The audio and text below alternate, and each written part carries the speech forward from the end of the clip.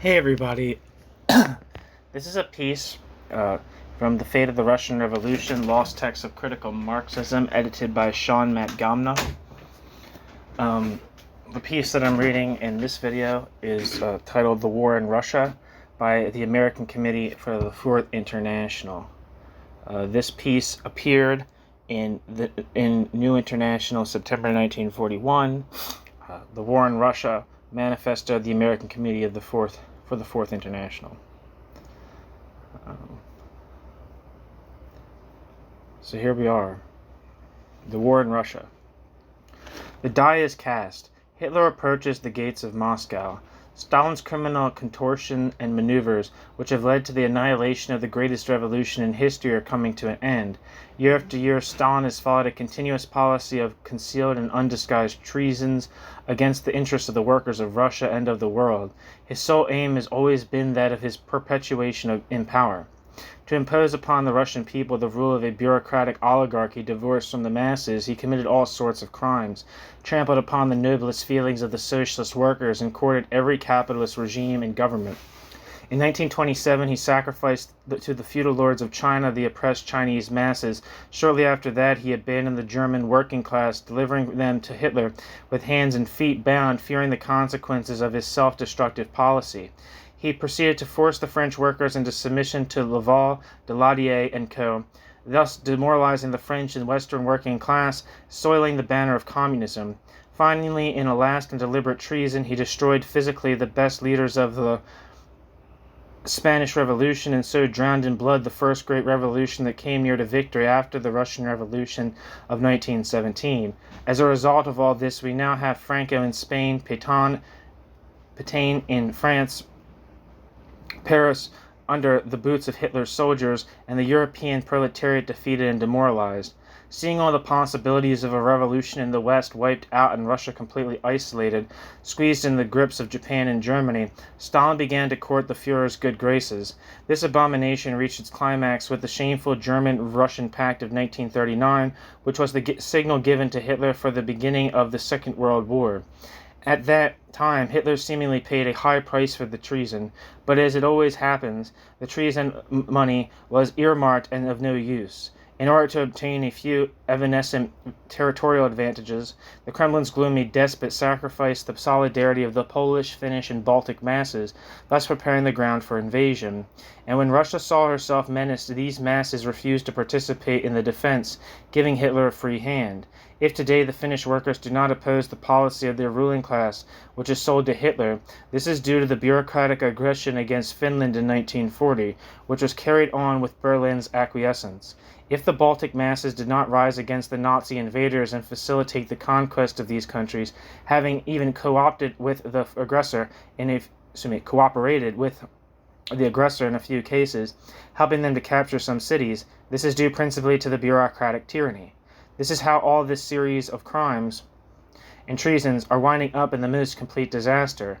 Stalin will definitely become known to posterity as the organizer of defeat for the international working class. Unable to appease the covetousness and wrath of Berlin's victorious dictator, he submitted beforehand to everything, and if even today he is not, quote, at peace with Nazism and subordinated as a quisling to the Führer's sovereign will, the cause of this lies in the fact that the Führer refused to accept Stalin's capitulation and thought it better to conquer by the power of his guns what was once the Soviet fatherland, to shatter the Red Army, and to eliminate all possibility of future resistance on his eastern front. Driven to the wall, the Moscow dictator now has no one to appeal to but the same governments of the United States and England, which even yesterday, to please his Berlin boss, he accused of being unfriendly to Russia, of being imperialists, warmongers, fascists, and so on. Forced by circumstances to speak on the radio, addressing to the people of Russia and the world an appeal against the brutal aggression, Stalin loses his dictator's arrogance and stammers, speaking like a defeated man. Not the slightest reference is made in his speech to the world proletariat solidarity. This force ceased to exist for him a long time ago. He had not dared to appeal to the revolutionary instincts or to the glorious traditions of the Russian working class. His only appeal was to the defense of the land and to patriotism, and he covered with an artificial layer of chauvinist and pan-Slavic nationalism. Outside of Russia, he only saw Churchill and Roosevelt. We are now witnessing the end of his regime. For 10 years, the usurper has been destroying one by one the conquests of October. Mercilessly, he mowed down the revolutionary vanguard, and their remnants lie scattered, half destroyed, in the immense deserts and plains of Siberia, of Asia, and the polar circle. Only a year ago, the only great survivor of October, the last and most glorious living tradition of the Russian Revolution, Leon Trotsky, was infamously slain by direct command of Stalin. However, in spite of Stalin, in spite of the totalitarian bureaucratic regime, in spite of the misery and depression under which the Russian masses are held, under the impact of the bombs and tanks of the Nazi hordes, the deep-rooted energies of the masses spring again to the surface. The anti-fascist hatred that lay smothered in the heart of the Russian workers, the old traditions of a proletariat who made 3 revolutions in one generation, come to life again, with heroic warmth, against the pestilential breath of the fascist beast. The music's ancient love for their soil awakens again in defense of the Russian land already razed by Hitler's dark legions. With fanatic courage, the best soldiers of the Red Army are sacrificing their lives against the Nazi tanks and cannons in defense of what still remains of the October Revolution, or rather of a tradition. The Stalinist regime is thus given an appearance of cohesion and strength. The new Tsar's adorers take advantage of this fact to boast about the people's response to the leader's call, but this is only an appearance. It is not confidence in the false leader or love for the totalitarian regime oppressing them that moves the Russian masses. What moves them is their desire for liberation, their preservation instinct, the rekindled flames of the glorious traditions of October. However, it is no time now to foster dangerous and fictional illusions. With the Red Army beheaded of its best leaders, the working class oppressed by many long years of reaction, and also beheaded of its vanguard, the numerous peasantry, fatalistically passive, but unresigned to the exploitation of the bureaucratic totalitarian state, even the greatest heroism of the masses is insufficient. Thanks to Stalin's maneuvers, the German attack against Russia was launched at the precise moment chosen by Hitler. Even if the political and military situation had been incomparably better than it is, even if the international working class had not suffered and were not still suffering from the consequences of a continuous series of defeats and catastrophes, even if a European proletariat were not, as they are today, subjugated by Hitler's totalitarian tyranny, even so the Soviet Union could never triumph in a war against foreign enemies as the result exclusively of strategic and military operations. In the Soviet Union, more than in any other country, victory in case of war will be assured mainly by the power of its ideals, by the international solidarity of the workers, by the revolutionary prospects in other countries, and not by the Russian guns, tanks or planes alone, and these ideological weapons have all been squandered by Stalin. Now that Hitler's bayonets are against his breast, Stalin has lost the last vestige of independence. It is his fate to become an obedient instrument in the hands of the London and Washington governments. This is how the man whom the paid officials of the Communist International call, quote, the leader of the world proletariat, end quote, finds it his fate if he wants to survive, to become a quisling in democratic or fascist attire, whatever turn war events may take. Stalin is now nothing else but an Asiatic despot forced to submit to the will of the Western imperialist governments in order to maintain his power. The agreement, or, in Churchill's words, the, quote, alliance, signed in Moscow by Molotov and the English ambassador, is nothing more than a compromise assumed by Churchill to maintain Stalin in power, trying to protract the existence of his government, hopelessly endangered in case of defeat. In return for this, Stalin promises to continue at war even if he will have to wage it from London or New York, at the service of his new bosses. Soviet diplomacy is already dictated by London. His principal aim is to defend his own regime by all possible means. Stalin may fall, however, and yet the struggle against the fascist invader may continue. Stalin may fall, and yet the October Revolution will blossom again on the Russian soil. The Stalinist bureaucratic gang, now exploiting Russia's toiling masses, both in the cities and the country, long ago forsook the aim of establishing socialism or defending the workers' interests, to adopt that of creating a new totalitarian regime in which this same bureaucracy could become a permanent new ruling class. The capital and transcendental theoretical historic question is going to be decided, in fact, by the present war. Russia is now face to face with destiny. If the bureaucratic gang were able to go through the whole process of the present war uninjured, then the establishment of a new social class, based on a collective form of property, would be the clearly visible culmination of Russia's political and economic evolution. This would be the blazoned regime of bureaucratic totalitarianism in its final form. On the other hand, if Hitler wins or defeats the Stalinist regime, this same blow will destroy precisely his own future, the only possible and satisfactory conclusion to his adventure. With this victory, he will have wiped from the face of the earth the gloomiest prospect now darkening the horizons of the approaching proletarian and socialist revolution, that is, that of the victory of his, quote, new order, the Iron Heel regime, a, quote, new order of bureaucratic, obscurantist, neo-feudal totalitarianism made possible only in case of symbiosis of the two regimes now closer to this quote, ideal, the regimes of Hitler and of Stalin. As the return or triumph of bourgeois capitalist, quote, democracy is a decrepit dream and a reactionary utopia, and as the present war will not come to its end if and when Hitler enters the Kremlin's gates, the only hope emerging from the ruins of the bourgeois civilization, the only spark that shines over humanity, is the banner of socialism. Whatever may be the end of the Russo-German War, the regime of the Stalinist bureaucracy is doomed. Russian victory against Hitler would only be made possible by a profound revolution of the masses and the consequent restoration of the conquest of October and the rights and benefits of the Russian working class that the Bolshevist revolution sought to give them in its beginning. If this fails to come, what the Soviet Union may expect in defeat by Hitler's guns or possibly dismemberment even in the case of an Allied victory. There is therefore no place in this war for defense of the present Soviet regime under Stalin's dictatorship. In the land of the Bolshevist revolution, the struggle for national independence is tightly linked with the struggle for social freedom of the masses. This is due especially to the fact that there is no czar, no prince, no descendant of the old dynasties who can appear to the people in the Soviet Union as a symbol of this struggle. Neither can the future leaders or organizers of the country's defense against the invaders come from the circle of white Russian emigres.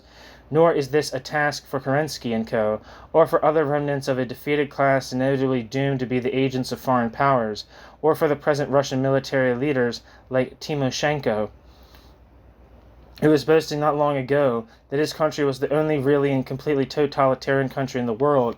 Still less can it be a task for the military leaders of England and her allies, even if they are the victors in this war.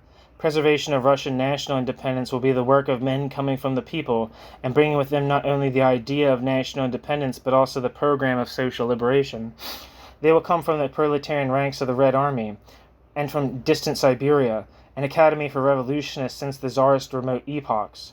They will come from the inspired and oppressed layers of the young people, from the isolators, the concentration camps replete with those who have escaped death and who were thrown there by Stalin, or in other words, they will come from the heroic old guard of Bolshevism, the best part of the new generation, the authentic disciples, the real successors of Lenin and Trotsky. To them must go the solidarity of the workers of the world, for only they can lead the people to victory in their legitimate and sacred struggle against the fascist invader. Stalin urged the peasants and soldiers to destroy everything in their way before retreating under the impact of the fascist blows, and to wage a guerrilla war of partisans at the rear guard of the invaders. But the conditions today are not the same as in the first years of the Civil War. At that time, the peasants would wage a war of partisans against the White Russians and the capitalist invaders, because they had something concrete to defend, their land recently conquered by the October Revolution. In spontaneous uprisings, the workers of the cities marched to support the struggle in all fronts, and faced all situations in a prodigious explosion of initiative from below, because they were impelled by the ideals engraved on the banner of Bolshevism and not defamed them by the Stalinist degeneration. They felt that they really had a new world to conquer, that they were really engaged in crushing the old world of oppression and misery and avoiding its return with the victory of counter-revolution. Today the peasant, under the oppression of the totalitarian state, hates the Kremlin lord and feels that he is robbed of his labor fruits on behalf of a privileged caste. The workers understand that they have been expropriated of their revolution, and in the same factories taken by them in 1917, they now feel themselves under a new yoke, under the ferocious discipline of a new exploiter, the bureaucracy. The surprising fact, however, that gives us all hope is that even under these circumstances, these heroic masses, refusing to accept the yoke of the new fascist invaders, resist them with great courage. They are moved by two profound and progressive feelings: an old natural patriotism of people who had only such elementary and legitimate things to defend as their bread and their land, and the anti-fascist hatred originated from the workers' old instinct of liberation. The prolonged degeneration of the Soviet state has taken from Hitler the possibility of satisfying one of his great ambitions, as he offered himself too late to the super-wrangle of the international bourgeois class in an anti-communist crusade. When Stalin, ahead of Hitler, crushed the October Revolution, he made it impossible for Hitler's victory over Russia to be a victory over communism. By defeating Stalin, the gloomy Berlin Don Quixote will not defeat the follower or disciple of Lenin, but on the contrary, the usurper of Lenin's banner. If the Nazi hordes find their way to the Kremlin, they will no longer find the banner of socialism unfurled over its walls. With their guns, they can conquer in the battlefield a corrupt totalitarian bureaucracy or a decadent bourgeois class like that of France. Socialism, however, will not succumb to Hitler's bombs and cannons. War will not end with Hitler's entry into Moscow. The decisive victory that he seeks flits on more rapidly than the advance of his blitzkrieg. The sinister bandit of Berchtesgaden is continuously running after new victories that soon vanish as mirages of the desert. With the fatality of a stone rolling from a mountain, the capitalist world tumbles down day by day. It is not Hitler who makes history. On the contrary, it is the course of history that leads Hitler inexorably to the abyss. Every day he is forced to improvise new issues, to invent new aims, to change directions, to make new attempts, the same as any impotent bourgeois government of a, quote, democratic country. Blind as a doomed man, he goes on undermining the ground under his own feet at every new, quote, victory and initiative, carrying along misery, war, and devastation wherever his reactionary legions tread. He saps the old capitalist order, but does not establish any order, new or old. The only thing he establishes are slavery, terror, and chaos, masked with a tragic caricature of, quote, revolution. In fact, what he carries along with him everywhere is a permanent counter-revolution. Assaulting Russia, the most he can do, besides getting some immediate material advantages in case of an overpowering but transient victory, is to destroy a decaying regime and crush Stalinism. But the Russian land, in its immensity, will absorb his exclusively military victory, and meanwhile the people, who are tempered by the traditions of their great revolution and brought up in anti-fascist hatred, are immune from internal poisoning by means of assimilation of the conqueror's ideology. By destroying with his guns the Stalinist totalitarian regime, Hitler, like the sorcerer's apprentice of the fable, will have set loose the forces of history, bringing forth the torrents of revolution. Socialism and the Russian proletariat will stand firm, and the future is theirs. Russia of October will resurge. Stalinism, or what is still known as the Communist International, will thus disappear opprobriously under the heels of the fascist victor or under those of the, quote, democratic allies. It is now more necessary than ever to tell the truth to the millions of working men who are still deceived by Stalinism. It is necessary to keep them from being, through disillusionment or deception, led out of the struggle or into prostration or resignation in view of the triumph of the mortal enemy, fascism. Stalinism is doomed precisely because Stalinism betrayed the October Revolution. Socialism will not be crushed with it. The logic of history is often obscure. In the final crisis of the capitalist regime, the forces of reaction and treachery are the first to be wiped from the scene by the social whirlwind. Stalinism, as a dead and decayed branch of Bolshevism, could not resist the lash of the war tempests. It is time now for unification of all the proletarian forces of the world to prepare for the final assault, when, quote, Democrats and fascists, conquered or conquerors from the bourgeois camps, will have torn each other up in the war that they themselves unleashed. The thousands of Stalinist... Excuse me one second.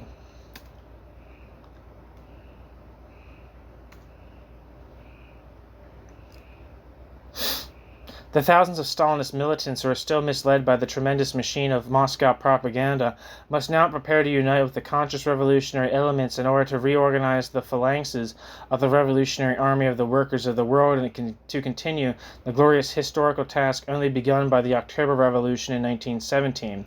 The banner of Marx, the banner of Lenin, the banner of Trotsky will not fall with Stalin's defeat. Millions and millions of hands must now unite to hold it in order to unfold it over the ruins of the capitalist world.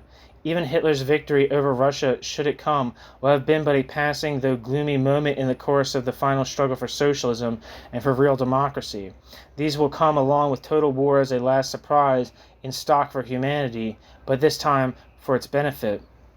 Down with the fascist invader, freedom for the thousands of political prisoners who are the victims of Stalinist totalitarian oppression, for a new workers' and peasants' government based on the soldiers, sailors, peasants, and workers' councils, to repel the fascist invaders and restore the rights and liberties of the Russian people that have been taken away from them by the Stalinist bureaucracy, for the socialist United States of Europe, for unification of all the socialist and revolutionary forces of the world in one party, the World Party of Socialist Revolution, successor of the First, Second, and Third Internationals, for a fourth international.